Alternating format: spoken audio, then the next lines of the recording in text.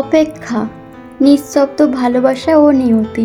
আমরা অনেকেই বলি ভালোবাসা মানে রোজ কথা বলা, হাত ধরে ঘুরে বেড়ানো কিংবা দামি উপহার। কিন্তু সত্যি কি তাই? নাকি বছরের পর বছর কোনো এক অদ্ভুত অপেক্ষায় বুক বেঁধে রাখার নামই আসল ভালোবাসা? আজ আপনাদের শোনাবো আকাশ আর অবন্তীর এক নীরব ভালোবাসার গল্প, যা হয়তো আপনার চোখের কোণেও এক ফোঁটা জল এনে দিতে পারে। আকাশ আর অবন্তী ছিল এক কলেজেরই সহপাঠী। আকাশ ছিল ভীষণ শান্ত আর অন্তর্মুখী, আর অবন্তী ছিল ঠিক তার উল্টো, চঞ্চল প্রজাতির মতো ছটপটে।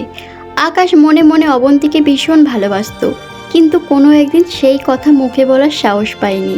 সে ভয় পেত যদি কথা গোপন না থাকে আর তাদের বন্ধুত্বটা ভেঙে যায়। অবন্তী যখনই কোনো সমস্যায় পড়তো, আকাশ সব সময় ছায়ার মতো তার পাশে এসে দাঁড়াতো। অবন্তী ভাবতো এটা শুধুই বন্ধুত্ব। কলেজ শেষ হওয়ার পর হুট করেই অবন্তীর বাবা তাকে চিকিৎসার জন্য এবং উচ্চ শিক্ষার জন্য সপরিবারে বিদেশে নিয়ে যান। যাওয়ার দিন অবন্তী আকাশকে একটা ডায়েরি দিয়ে বলেছিল, আকাশ, এই ডায়েরির শেষ পাতাটা তুমি তখনই খুলবে যখন আমাদের আবার দেখা হবে। আকাশ অবন্তীকে বিদায় জানালো, কিন্তু নিজের মনের কথা মনের গভীরেই রয়ে গেল। দিন যায়, মাস যায়, বছর ঘোরে, দেখতে দেখতে 7টা বছর কেটে গেল। এই 7 বছরে আকাশের জীবনে অনেক পরিবর্তন এসেছে। সে এখন একটা বড় সংস্থায় ভালো চাকরি করে, বিয়ের জন্য বাড়ি থেকে অনেক চাপ, কিন্তু আকাশের মন জুড়ে এখনও শুধুই অবন্তী। অবন্তীর সাথে যোগাযোগ সম্পূর্ণ বিচ্ছিন্ন হয়ে গিয়েছিল, তাও আকাশ প্রতিটা দিন অবন্তীর দেওয়া সেই ডায়েরিটা আগলে রাখত।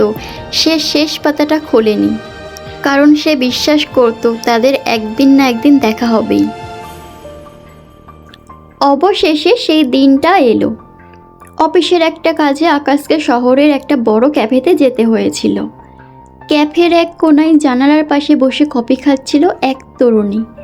আকাশের চেনা একটা সুবাস মনকে দোলা দিল। কাছে গিয়ে দেখলো সে আর কেউ নয়, অবন্তী। ঠিক 7 বছর আগের মতোই সুন্দর, তবে চোখের কোণে যেন কিছুটা পরিপক্কতার ছাপ।